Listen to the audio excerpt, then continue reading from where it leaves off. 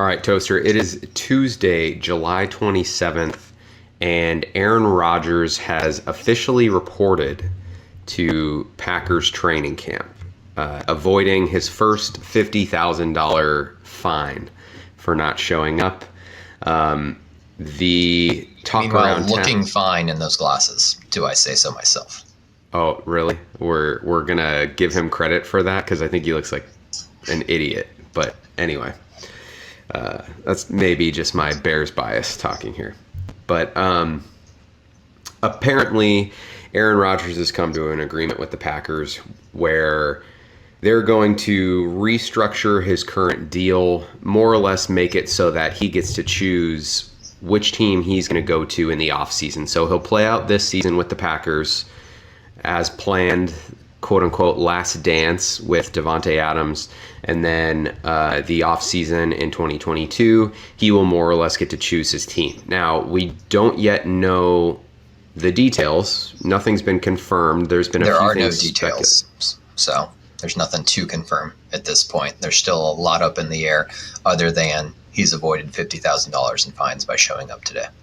Right. And to be fair, he's not the only player around the league that has shown up with no intention of really doing anything other than to not get fined. So right, Chandler Jones, Xavier Howard, exactly. Right. Yep. The new Jamal CBA Adams basically requires them to show up because it's cost prohibitive for basically anybody except for somebody making Aaron Rodgers money to show up. So it is a little bit of advancement in this saga, but I wouldn't consider it over quite yet. So do you think there's still the door is still open for him to be playing for somebody else this season? Then is what you're saying? It's still open. I don't think it's likely. I think everybody sees what's in the tea leaves right now, and when they get the full last dance together, they're still looking for their Rodman, right? And that's what Randall Cobb's trade's going to be.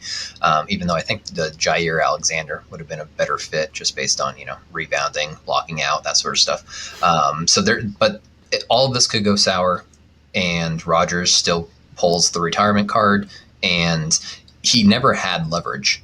And he still doesn't have leverage. So if he doesn't see what he wants, then I can see him pulling that card at a later date. And the Randall Cobb situation is a little tough for them because his contract isn't like super friendly if they're trying to fit it in, right? Yeah, because it's a Bill O'Brien contract, so it would never be team friendly. Right. So essentially his cap number is 10.4. It looks like the Packers would be on the hook for $8.25 million essentially. So they've got to make some moves or restructure his deal if they're going to make that happen anyway. And there's been talk that Rodgers playing for the Packers and agreeing to play the season is contingent on a Cobb deal, which kind of seems pretty ridiculous. It just seems like Rodgers sort of, like you said, he doesn't really have leverage here given the 3 years left on his deal and everything. But that may be his power play. That may be what he says he needs just to prove that it's not saying this is a good trade. It's not saying that this is going to put them over the top, but him saying, I actually have some power over this organization. And totally. I can see him, throwing his dick on the table and saying that this is what it's going to take to get me back. Understand it's going to take a little time to work out, so I'll show up in the meantime. And if the deal gets done, great. The catch-22 of this entire situation, though, is that any deal that they make with Rodgers right now to kick money down the road is going to make it even harder for them to trade him in the future. Yeah, and I guess that's where we're just all still in a holding pattern a little bit to see what exactly the concessions are and what the contract looks like. Because essentially, if they come to an agreement with him where they essentially remove anyway, what's been reported so far, right, is that they'll remove the 2023 year from his deal, and something will be in the new deal where whether it's an insane roster bonus or whatever, but they'll trade him in the 2022 offseason, but I think they said they'll assess the situation in the 2022 offseason. So I guess that means if they win a Super Bowl with their big three, then maybe he'll come back. But ultimately, nothing's been done. Nothing is finalized. So I think that we're actually not in any different situation than we would be had he retired, had he held out. The only thing is that with the way the CBA is structured, it made more sense for him to report than to not report.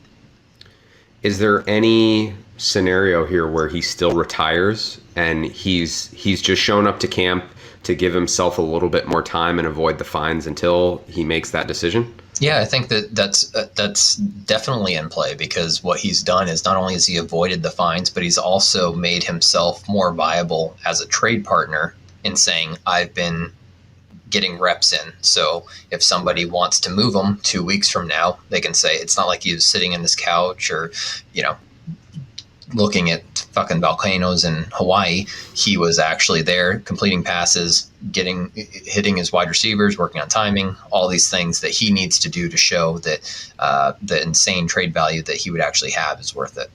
Yeah. So let's just assume that he plays for them this year. There's no question that, talent-wise on the field, the Packers are in that conversation once again to be contending for, the crown in the NFC and a Super Bowl berth.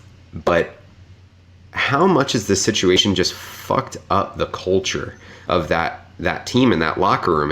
Do you think that matters when you have somebody like an Aaron Rodgers, I guess, back there? Because in any other scenario, you would think this is going to be such a dysfunctional group that for them to get to 13-3, or let's say 14-3 this year and make it to the NFC Championship game again, I mean, that would be a miracle, just given all the mental gymnastics that they're, going through or have gone through all offseason, right? Yeah, I think it only affects the superstars, because the NFL is a league of the haves and the have-nots, and everybody's vying for that position. So it may affect your Devonta Adams, it may affect your Zadarius Smiths, it may affect your Aaron Rodgers, but beyond that, it's going to be, this is an opportunity to win, and I want to be there, and I'll deal with the shit. I mean, the Jets are still an organization, right? Barely. I mean, if you can call them that, yes. I think the real tragedy in all of this is that Blake Bortles has been released as of today. R.I.P. to Blakey B. Hopefully he catches on somewhere else. But I was really hoping for Blake Bortles, Jordan Love camp battle.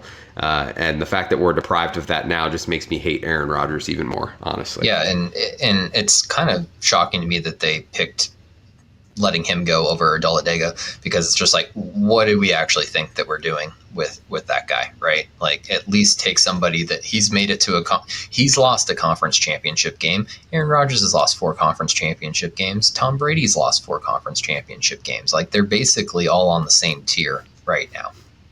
Well, maybe the only thing that seems to make sense to me there is Blake's a veteran and they're doing him a solid by giving him a chance to stick on somewhere else.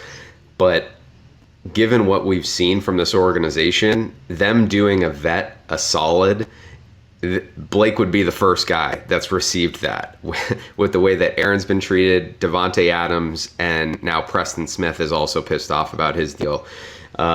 So I guess good on them. I'm going to give them the benefit of the doubt here in saying that they're trying to help Blake. But yeah. Anyway, poor Blake. No, I don't. Yeah, I don't think it's helping Blake, but he does have 2 teams in the Jets and the Eagles that are probably decent opportunities to latch on to and provide a veteran experience. But what I would have seen out of the Packers is, why not try to trade him for, again, a 7th round draft pick? Yeah. What's the harm there? Yeah, at least give it a shot. Maybe they tried and nobody was biting, but because they weren't going to keep 4 quarterbacks on their roster. Yeah, I guess it's probably not a great strategy. Yeah, for sure.